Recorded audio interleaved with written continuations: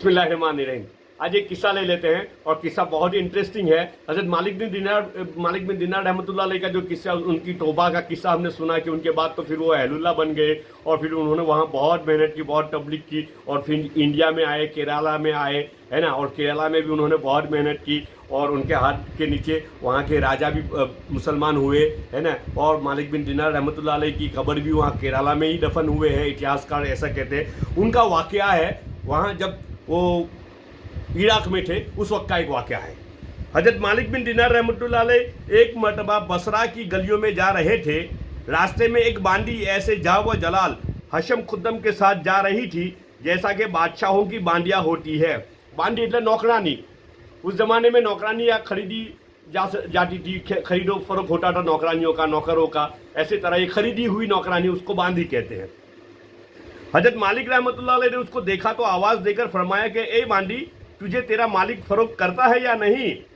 वो बांदी इस फिक्रे को सुनकर हैरान रह गई, कहने लगी क्या क्या कहा, फिर कहो। उन्होंने फिर इरशाद फरमाया, उसने कहा अगर वो फरोख्त भी करे तो क्या तुझ जैसा फ़कीर खरीद सकता है। मेरा मालिक अगर मुझे बेचने का इरादा करे तो क्या तेरे जैसा फ़कीर मुझे खरीद सकेगा। मेरी कीमत जितनी खूबसूरत होती है ना बांदी, उतनी उसकी कीमत ज़्यादा होती है। जितनी हेल्थी होती है उतनी उसकी कीमत ज़्यादा होती है ना। तो ये बड़े सेठ की बांदी थी ना, तो खूबसूरत भी थी, हेल्थी भी थी जी, तो उसकी कीमत भी ज़्यादा थी। इसलिए उसको ताजुब लगा कि ये फ़कीर मेरी कीमत पूछ रहा है। अगर मेरा मालिक मुझे फ़रोख्त भी करे तो क्या तुझ जैसा फ़कीर मुझे खरीद सकता है। फरमाने लगे हाँ, और तुझसे बेहतर को खरीद सकता है। वो बांदी ये सुनकर हंस पड़ी और अपने खुद्दाम को हुक्म दिया कि इस फ़कीर को पकड़कर हमारे साथ ले चलो, ज़रा मजाक ही रहेगा, थोड़ी मजा आवी जो है, जरा इन्हें ले लियो नहीं हाथे। खुद्दाम ने पकड़कर साथ ले लिया। वो जब घर वापस पहुंची तो उसने अपने आका से ये किस्सा सुनाया। वह भी सुनकर बहुत हंसा और उसको अपने सामने लाने का हुक्म दिया। जब वो सामने पेश किए गए तो उस आका के दिल पर एक हैबत सी उनकी छा गई। वो कहने लगे आप क्या चाहते हैं। उन्होंने फरमाया कि तू अपनी बांदी मेरे हाथ फरोख्त कर दे। उसने कहा आप उसकी कीमत दे सकते हैं। हजरत मालिक रहमतुल्लाह अलैह ने फरमाया कि मेरे नज़दीक इसकी कीमत खजूर की 2 गुठलियाँ है। मेरे नज़दीक उसकी कीमत क्या है, खजूरनी 2 गोटली। रमजान में रोजो छोरे तेरे गोटली निकले ना, खजूर खाए ने, हाँ ऐसी 2 गोटली है उसकी कीमत। ये बांदी की कीमत है। ये सुनकर सब हंसने लगे। उसने पूछा कि तुमने ये कीमत किस मुनासिबत से तजवीज़ की। उन्होंने फरमाया कि इसमें ऐब बहुत है। उसने पूछा कि इसमें क्या ऐब है।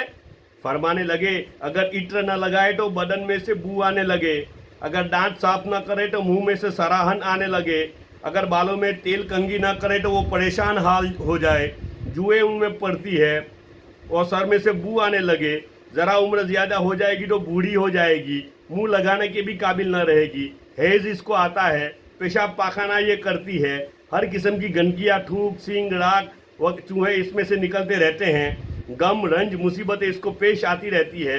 खुदगर्ज इतनी है कि महज अपनी गरज से तुझसे मोहब्बत जाहिर करती है, महज अपनी राहत व आराम की वजह से तुझसे उल्फत जताती है। आज कोई तकलीफ तुझसे पहुंच जाए तो सारी मोहब्बत ख़त्म हो जाए। इंतहाई बेवफा, कोई कॉल करार पूरा ना करे, इसकी सारी मोहब्बत झूठी है। कल को तेरे बाद किसी दूसरे के पहलू में बैठेगी तो उससे भी ऐसे ही मोहब्बत के दावे करने लगेगी। मालिक बिन दिनार रहमतुल्लाह अलैह व्यापारी माणस उठा ने तो वस्तुમાંથી એપ બતાવી, એપ કે એના અંદર તો બહુ એપ છે યાર, કેટલા બધા પ્રોબ્લેમ છે ને। આપણે જાય ને પાક્કો વેપારી હોય તો માલની એપ બતાવે, શું બતાવે, એપ બતાવે કે આ માલ આ એપ છે, આ એપ છે, આ કસૂર છે, આ છે, હે ને, તો આટલી કિંમત નહીં અપાય। તો માલિક બિન દિનાર રહેમતુલ્લાહ આ બધી એપો બતાવી નહીં કે એના અંદર તો આટલી બધી એપ છે, એની શું કિંમત, ખજૂરની 2 गोटली મેં તો નક્કી કરેલી છે એની કિંમત। फिर कहा मेरे पास इससे 1000 दर्जा बेहतर बांदी है जो इससे निहायत कम कीमत है। वो काफूर के जौहर से बनी हुई है, मुश्क और जाफरान की मिलावट से पैदा की गई है, उस पर मोती और नूर लपेटा गया है। अगर खारे पानी में उसका आबे दहन डाल दिया जाए तो वो मीठा हो जाए और मुर्दे से अगर वो बात करे तो वो जिंदा हो जाए। अगर उसकी कलाई आफ्ताब के सामने कर दी जाए तो आफ्ताब बेनूर हो जाए, सूरज ग्रहण हो जाए।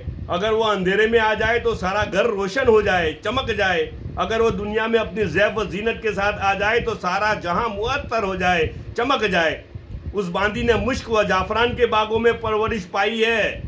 मुश्क और जाफरान के बागों में परवरिश पाई है। याकूत और मरजान की टहनियों में खेली है।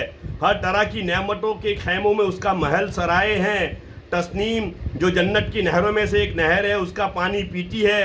कभी वादा खिलाफी नहीं करती, अपनी मोहब्बत को नहीं बदलती, ये हरजाई नहीं है। अब तुम ही बताओ कि कीमत खर्च करने के एतबार से कौन सी बात बांदी ज्यादा मौजू है। હવે તમે બી બતાવો, ચાલો હે ને કઈ બાંડીની કિંમત અપાય, પેલી પહેલી બાંડી કે પછી આ માલિક બિન દિનાર રહેમતુલ્લાહ અલૈહે જે બાંદીનો જે વખાણ કર્યા ને કેરેક્ટરિસ્ટિક જે બતાવ્યા ને જે ખૂબીઓ બતાવી તે બાંડીની કિંમત વધારે અપાય? આ બેમાંથી કઈ બાંડીની કિંમત વધારે અપાય? જરા કોમેન્ટ કરીને બતાવજો. વાતને કાલે આપણે ઇન્શાલ્લાહ આગળ કન્ટિન્યુ રાખો.